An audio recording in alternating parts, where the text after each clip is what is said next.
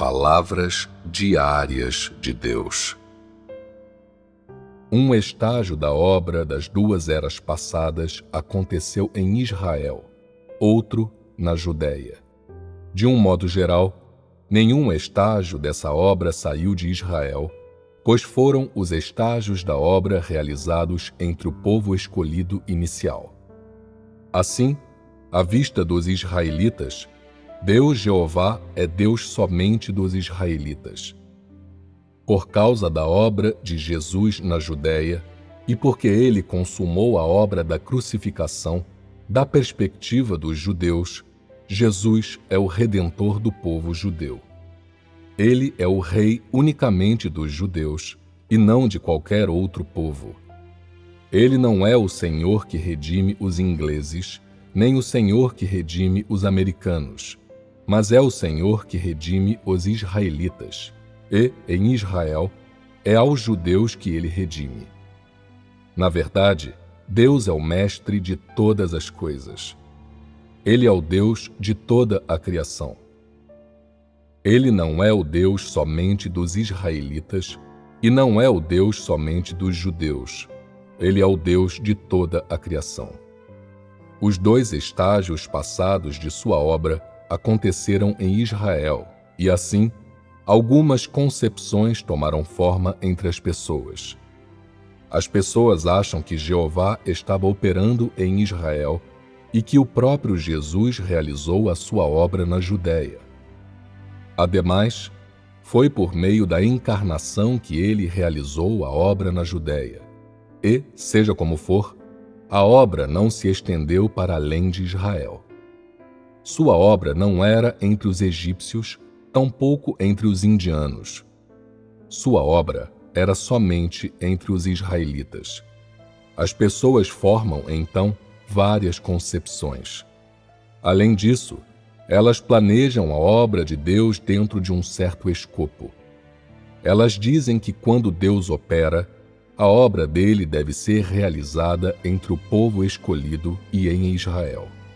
Exceto pelos israelitas, Deus não tem outro destinatário de sua obra, nem tem qualquer outro escopo de sua obra. Elas são particularmente rigorosas em disciplinar o Deus encarnado, não permitindo que ele vá além do escopo de Israel. Não são todas essas concepções humanas? Deus fez os céus, a terra e todas as coisas, além de toda a criação. Como ele poderia restringir sua obra apenas a Israel? Se assim fosse, de que valeria para ele fazer a totalidade de sua criação? Ele criou o mundo todo. Ele realizou o seu plano de gestão de 6.000 anos, não apenas em Israel, mas também com toda pessoa do universo. Independentemente de viverem na China, nos Estados Unidos, no Reino Unido ou na Rússia, todas as pessoas descendem de Adão. Todas foram feitas por Deus.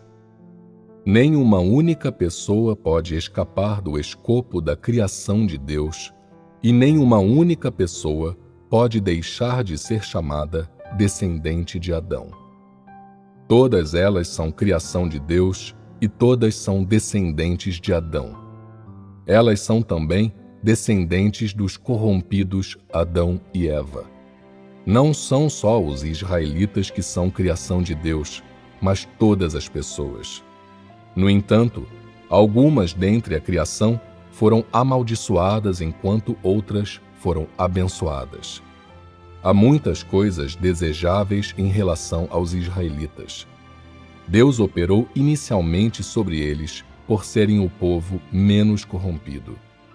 Os chineses nem se comparam com eles e não podem nem mesmo esperar se igualar a eles. Então, Deus operou inicialmente entre o povo de Israel e o segundo estágio de sua obra só foi realizado na Judéia. Como resultado disso, as pessoas formam muitas concepções e muitas regras. Na realidade, se fosse agir de acordo com as concepções humanas, Deus seria somente o Deus dos israelitas. Dessa forma, ele seria incapaz de expandir a sua obra às nações gentias, porque ele seria apenas o Deus dos israelitas e não o Deus de toda a criação. As profecias dizem que o nome de Jeová seria grande nas nações gentias e que o nome de Jeová seria propagado às nações gentias. Por que elas dizem isso? Se Deus fosse somente Deus dos israelitas, então ele só operaria em Israel. Além disso, ele não expandiria a obra e ele não faria essa profecia. Uma vez que ele fez a profecia, ele precisaria expandir a sua obra às nações gentias e a toda nação e lugar. Já que ele declarou isso, ele então o cumpriria. Esse é o seu plano, pois ele é o Senhor que criou os céus, a terra e todas as coisas, e o Deus de toda a criação. Independentemente de ele estar ou não operando com os israelitas ou em toda a Judéia, a obra que ele faz é a obra do universo todo e a obra da humanidade toda. A obra que ele faz hoje na nação do grande dragão vermelho, numa nação gentia, ainda é a obra de toda a humanidade. Israel pode ser a base de sua obra na terra. Semelhantemente, a China também pode se tornar a base de sua obra entre as nações gentias. Ele não cumpriu agora a profecia de que o nome de Jeová será grande nas nações gentias? O primeiro passo de sua obra entre as nações gentias remete a essa obra que ele está fazendo na nação do grande dragão vermelho. O Deus encarnado operar nessa terra e operar entre esses povos amaldiçoados contraria particularmente as concepções humanas. Essas pessoas são as mais baixas e não têm valor algum. Essas são todas pessoas a quem Jeová inicialmente abandonou. As pessoas podem ser abandonadas por outras pessoas, mas se elas forem abandonadas por Deus, não terão status e terão o mais baixo valor. Como uma parte da criação, ser ocupado por Satanás ou abandonado por outras pessoas são ambas coisas dolorosas. Mas se uma parte da criação é abandonada pelo Senhor da criação, isso significa que o seu status é o mais baixo possível. Os descendentes de Moabe foram amaldiçoados e nasceram dentro desse país subdesenvolvido. Sem dúvida, os descendentes de Moabe são as pessoas com o status mais baixo sob influência das trevas. Porque essas pessoas possuíam o status mais baixo no passado, a obra feita entre elas é a mais capaz de destruir as concepções humanas e também é a obra mais benéfica a todo o seu plano de gestão de 6.000 anos. O fato de Deus operar entre essas pessoas é a ação mais capaz de destruir as concepções humanas.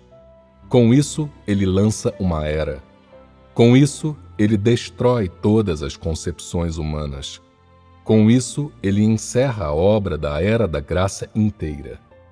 Sua obra inicial foi realizada na Judéia, dentro do escopo de Israel. Nas nações gentias, ele não fez absolutamente nenhuma obra de lançamento de era. O estágio final de sua obra não é apenas realizado entre as pessoas das nações gentias, mas é ainda mais realizado entre aquelas pessoas amaldiçoadas.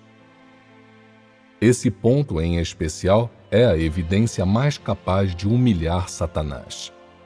Assim Deus se torna o Deus de toda a criação no universo e se torna o Senhor de todas as coisas, o objeto de adoração de tudo o que tem vida.